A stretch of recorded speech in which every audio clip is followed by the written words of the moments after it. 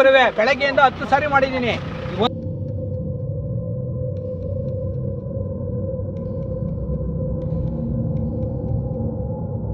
2011ರಲ್ಲಿ ಪಂಚಾಯತಿಗೆ ಅವತ್ತು ಮಾಡ್ಬೇಕಾದ್ರೆ ಪಂಚಾಯತಿ ಇತ್ತು, ಇವತ್ತು ಪಂಚಾಯತಿ ಇರಲ್ವಾ?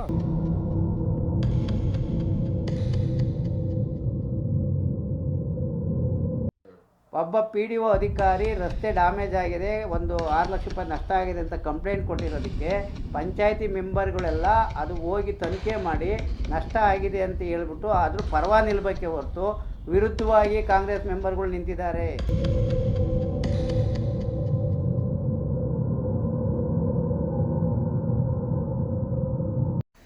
ಬೇಲಿಯ ಎದ್ದು ಹೊಲ ಮೇಯ್ದ ಕಥೆ ಇದು.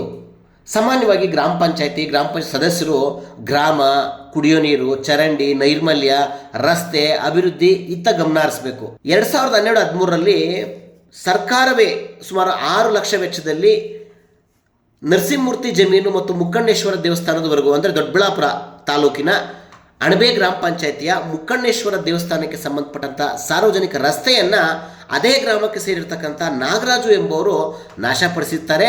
ಇದರ ವಿರುದ್ಧ ಅಣಬೆ ಗ್ರಾಮ ಪಂಚಾಯತಿಯ PDO ರಂಗದಾಮಯ್ಯರವರು ಬೆಳವಂಗ್ಲ ಪೊಲೀಸ್ ಸ್ಟೇಷನ್ನಲ್ಲಿ FIR ದಾಖಲು ಮಾಡಿರ್ತಾರೆ. ಸಾರ್ವಜನಿಕ ರಸ್ತೆಯನ್ನು ಈ ಥರ ನಾಗರಾಜನವರು ನಾಶಪಡಿಸಿದ್ದಾರೆ, ಅವ್ರ ಮೇಲೆ ಕಾನೂನು ಕ್ರಮ ಜರುಗಿಸಿ ಅಂತ. ಏಕಾಏಕಿ ನಮಗೆ ತಿಳಿಸದೆ PDO ರಂಗದಾಮಯ್ಯ ಅವರು ಈ ಥರ ಪೊಲೀಸ್ ಸ್ಟೇಷನಲ್ಲಿ FIR ಮಾಡಿದ್ದಾರೆ ಅಂತ ಅದೇ ಅಣಬೆ ಗ್ರಾಮ ಪಂಚಾಯತಿ ಸದಸ್ಯರು PDO ವಿರುದ್ಧವೇ ರೆಸಲ್ಯೂಷನ್ ಪಾಸ್ ಮಾಡಿದ್ದಾರೆ. ಕಾನೂನು ಹೇಳುತ್ತೆ, ಸುಪ್ರೀಂ ಕೋರ್ಟ್ ಆದೇಶನೇ ಇದೆ, ಒಂದು ಸಲ ರಸ್ತೆಯನ್ನು ಸರಿಪಡಿಸಿ ಡಾಂಬಾರ್ ಹಾಕಿದ್ರೆ ಅದು ಸರ್ಕಾರಿ ರಸ್ತೆ ಅಂತ. ಅಂಥದ್ರಲ್ಲಿ ಸುಪ್ರೀಂ ಕೋರ್ಟ್ ಆದೇಶವನ್ನೇ ಗ್ರಾಮ ಪಂಚಾಯತ್ ಸದಸ್ಯರು ಉಲ್ಲಂಘನೆ ಮಾಡಿ PDO ವಿರುದ್ಧವೇ ರಾಜಕೀಯ ಕೆಸರೆರಚಾಟದ ಸಲುವಾಗಿ ತಿರುಗಿ ಬಿದ್ದಿರೋದು ಎಷ್ಟರ ಮಟ್ಟಕ್ಕೆ ಸರಿ? ಈ ಬಗ್ಗೆ ಒಂದು ವರದಿ ನಿಮ್ಮ ಮುಂದೆ. ಇದು ರೋಡು ನಮ್ಗೆ ಇವತ್ತು ನೆನ್ನೆ ಮೊನ್ನೆದಲ್ಲ, ಇದು ಸುಮಾರು ಒಂದು 25-30 ವರ್ಷನೂ ಅದೇ ರೋಡಲ್ಲಿ ಓಡಾಡ್ತಾ ಇದ್ದೀವಿ. ಎಲ್ಲರೂ ಓಡ್ತೀವಿ, ನಾವು ಓಡಾಡ್ತೀವಿ. ಆಮೇಲೆ ಮುಕ್ಕಣ್ಣೇಶ್ವರ ದೇವಸ್ಥಾನ ಇದೆ, ಅಲ್ಲಿ ಇದು ನರಸಿಂಹಸ್ವಾಮಿ ದೇವಸ್ಥಾನ ಇದೆ, ಮಂದೇವರಿದೆ. ಎಲ್ಲರೂ ಸುಮಾರು ವರ್ಷದಿಂದನೂ ಅಲ್ಲೇ ಓಡಾಡ್ತಾರೆ. ಈ ನಡುವೆ ಇವರು ನಾಗರಾಜು ಅಂತೇಳಿ ಬಂದು ಮೊನ್ನೆ ರೋಡೆಲ್ಲ ಕೆಡಿಸಿ ಅಧ್ವಾನ ಮಾಡಿದರು. ನಾಗರಾಜು ಬೊಮ್ಮನಳ್ಳಿ ನಾಗರಾಜು ಕಾಂಟ್ರಾಕ್ಟ್ದಾರಂತೆ. ಫಸ್ಟ್ ಟೈಮು ರೋಡ್ ಮಾಡಿಸ್ಬೇಕಾರೆ ಇವರೇ ನಾಗರಾಜು ಅವರೇ ಮಾಡಿಸಿದ್ದಂತೆ ರೋಡ್ ಮೊದಲು. ಈಗ ನೀವು ನಗಾಸಿಯಲ್ಲಿ ರೋಡ್ ಮಾಡಿರಿ, ಮಾಡಿಸ್ಕೊಳ್ರಿ, ಈ ನನ್ನ ಸ್ವಂತ ರೋಡು ಬಿಡಲ್ಲ ಅಂತಾರೆ. ಪಂಚಾಯತಿ ಒಂದೇ ಇರ್ತಾವ, ವರ್ಷಕ್ಕೆ ಒಂದು ಇರ್ತಾವೆ, ಒಂದೇ ಸಲ ಪಂಚಾಯತಿ ಇರೋದು. ಅವತ್ತು ಪಂಚಾಯತಿಗೆ ಗೊತ್ತಿರಲ್ವಾ, ಅವತ್ತು ನಗಾಸಿಯಲ್ಲೇ ಮಾಡಿಸ್ಬೇಕಾಯ್ತು. ಇವತ್ತು ದುಡ್ಡೆಲ್ಲ ತಗೊಂಡು ಈ ರೋಡ್ಗೆ ಹಾಕ್ಬಿಟ್ಟು ನಾವು ನಗಾಸೆ ಮಾಡಿರಿ ಅಂದರೆ ಅವತ್ತು ನಗಾಸೆ ದಾರಿ ಆಗಲ್ಲ ಅನ್ನೋದಕ್ಕೆ ತಾನೇ ಇಲ್ಲಿ ಮಾಡಿಸಿದ್ದು. RG ವೆಂಕಟಾಚಲ ಇಲ್ಲೇ ಪಾಪ ಮಾಜಿ ಶಾಸಕರು RG ವೆಂಕಟಾಚಲ ಪಾಪ ಊರೆಲ್ಲ ಸೇರಿಸ್ಬಿಟ್ಟು ಪಾಪ ಅವರು ಏನು ನಕಾಸಿ ದಾರಿಯಲ್ಲಿ ಮಾಡೋಕ್ಕಾಗಲ್ಲ ಅಂತ ಹೇಳ್ಬಿಟ್ಟು ಅಕ್ಕಪಕ್ಕ ಎಲ್ಲ ಒಪ್ಪಿಸಿ ಮಾಡಿಸಿದ್ದಾರೆ, ಅನುಕೂಲ ಆಗಲಿ ಮಾಡಿಸಿದ್ರು. ರೋಡೆಲ್ಲ ಚೆನ್ನಾಗಿದೆ, ಇಂಥವ್ರಿಗೂ ಏನೂ ಇರಲ್ಲ. ಈ ನಡುವೆ ಒಂದು ತಿಂಗಳಿಂದ ಈಚೆಗೆಲ್ಲ ಇದೆಲ್ಲ ಉಟ್ಕೊಂಡಿದ್ದಾವೆ ಸರ್.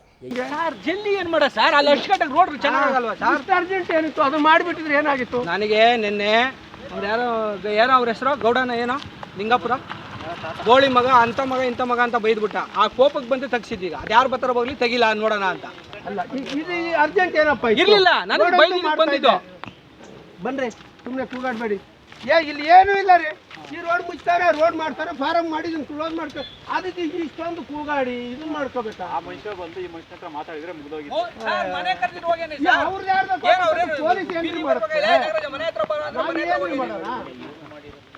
ಈಗ ಅಷ್ಟು ಅರ್ಜೆಂಟ್ ಆಗಿತ್ತು ಅಂತ ನಾಗರಾಜು ಪ್ರಶ್ನೆ ಅದೇ ನಾನು ಕೇಳಿದ್ದು, ಏನಪ್ಪ ಇಷ್ಟು ಬೇಗ ತೋರಿಸ್ಬಿಟ್ಟಿದ್ಯಾ ಅಂತ. ಪಂಚಾಯತಿಯವರು ಇವ ರೆಗ್ಯುಲೇಷನ್ ಮಾಡೋದು ನನ್ನ ರಾಜಕೀಯದಿಂದ ತುಳಿಬೇಕು ಅಂತ ಹೇಳಿ ಕಾಂಗ್ರೆಸ್ನವರು ಇದು ಮಾಡಿರೋ ಒಳಸಂಚು.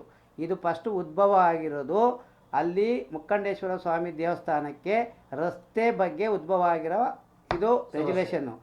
ಒಬ್ಬ PDO ಅಧಿಕಾರಿ ರಸ್ತೆ ಡ್ಯಾಮೇಜ್ ಆಗಿದೆ, ಒಂದು 6 ಲಕ್ಷ ರೂಪಾಯಿ ನಷ್ಟ ಆಗಿದೆ ಅಂತ ಕಂಪ್ಲೇಂಟ್ ಕೊಟ್ಟಿರೋದಕ್ಕೆ ಪಂಚಾಯತಿ ಮೆಂಬರ್ಗಳೆಲ್ಲ ಅದು ಹೋಗಿ ತನಿಖೆ ಮಾಡಿ ನಷ್ಟ ಆಗಿದೆ ಅಂತ ಹೇಳ್ಬಿಟ್ಟು ಅದ್ರ ಪರವಾಗಿ ನಿಲ್ಲಬೇಕೆ ಹೊರತು ವಿರುದ್ಧವಾಗಿ ಕಾಂಗ್ರೆಸ್ ಮೆಂಬರ್ಗಳು ನಿಂತಿದ್ದಾರೆ. ಮುಕ್ಕಣ್ಣೇಶ್ವರ ಸ್ವಾಮಿ ದೇವಸ್ಥಾನಕ್ಕೆ ರಸ್ತೆ ನಕಾಶೆ ಒಳಗಡೆ ಎಲ್ಲೂ ಇಲ್ಲ.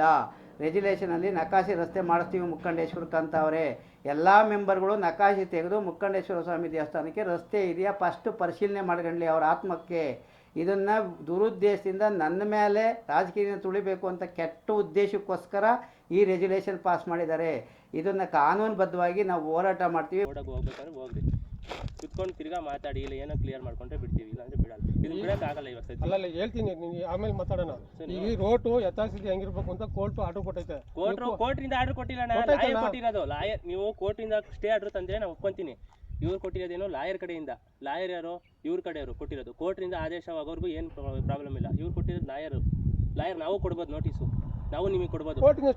ಕೋರ್ಟಿಂದ ಸ್ಟೇ ಆರ್ಡರ್ ಬಂದಿಲ್ಲ, ಕೋರ್ಟಿಂದ ಆರ್ಡರ್ ಇರೋದೇ ಕೋರ್ಟ್ರು 22ನೇ ತಾರೀಕು, ನೀವು ಈ ಮಂತ್ 22ನೇ ತಾರೀಕು ಇರೋದು ಕೋರ್ಟ್ಗೆ ಹೋಗಿ ನಾವು ಮಾತಾಡೋದಿರೋದು. ಅವ್ರೇನೋ ಕೋರ್ಟಿಂದ ಆದೇಶ ಕೊಟ್ಟರೆ ನಿಲ್ಲಿಸ್ಬೋದು, ನಾವು ಕೆಲಸನೇ ಮಾಡೋಂಗಿಲ್ಲ. ರಸ್ತೆ ಅಂದರೆ ನಮ್ಮ ಅನುದಾನದಲ್ಲಿ ದುಡ್ಡು ಕೊಟ್ಟಿದ್ದಾರೆ 6 ಲಕ್ಷ ರೂಪಾಯಿ. ಅದನ್ನು ಇವರು ನಾಗರಾಜ್ ಎಂಬುವರು ಯಾರೋ ರಸ್ತೆ ಇದು ಮಾಡಿದ್ದಾರೆ, ಅಧ್ವಾನ ಮಾಡಿ, ಅದ್ರ ಬಗ್ಗೆ ನಾವು FIR ಮಾಡಿದ್ದೀವಿ ಅಷ್ಟೇ.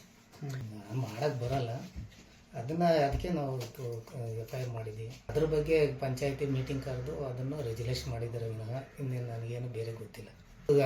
ಬಾಡಿಯಲ್ಲಿ ಏನು ತೀರ್ಮಾನ ಆಗಿದ್ದಾರೆ ಅಂದರೆ ನಕಾಶೆ ಇಲ್ಲ ಎಲ್ಲೈತೆ ಅಲ್ಲಿ ಮಾಡ್ಕೊಂಡು ಹೋಗಲಿ, ನಮಗೇನು ಅಬ್ಜೆಕ್ಷನ್ ಇಲ್ಲ ಅಂತ ತೀರ್ಮಾನ ಮಾಡಿದ್ದಾರೆ ಅಷ್ಟೇ. ಮಾಡಿದ್ದಾರೆ ಬೇರೆ ರಸ್ತೆ ಜಲ್ಪಿಯಿಂದ ಕೊಟ್ಟಿದ್ದಾರೋ ತಾಲೂಕ್ ಪಂಚಾಯತಿ ಕೊಟ್ಟಿರೋ ನಮಗೆ ಮಾಹಿತಿ ಇಲ್ಲ. ನಮ್ಮ ಮಾಹಿತಿ ಪ್ರಕಾರ ಪಂಚಾಯತಿಯಿಂದ ಕೊಟ್ಟಿರೋದು ಇದೆ ನಮ್ಮ ಹತ್ರ. ರಸ್ತೆ ವಿರೂಪ ಮಾಡಿದ್ದಾರೆ ಅಂತ ಅಷ್ಟೇ, ನಾವೇನು ಬೇರೆ ಮಾಡಿಲ್ಲ. ನಾವು ಅದು ಬಾಡಿಗೆ ತರಲಿಲ್ಲ, ಅದನ್ನು ಮಾಡಬೇಕಾಯ್ತು, ತಪ್ಪು ಮಾಡಿದ್ದೀವಿ. ಅದೊಂದು ಬಾಡಿಗೆ ತರಲಿಲ್ಲ, ಅದೊಂದು ಬರುವೆ. ಬೆಳಗ್ಗೆಯಿಂದ 10 ಸಾರಿ ಮಾಡಿದ್ದೀನಿ, 1 ನಂಬರ್ ಮಾಡಿಲ್ಲ. ನೀವೇ 1 ನಿಮಿಷ ನಿಮ್ದು ಸುಮ್ಮನೆ ಡೈಯಲ್ ಕಾಲ್ ನೋಡಿ ಸಾಹೇಬ್ರಿಗೆ ಎಷ್ಟು ಸಾರಿ ಮಾಡಿದ್ದೀನಿ ಅಂತ.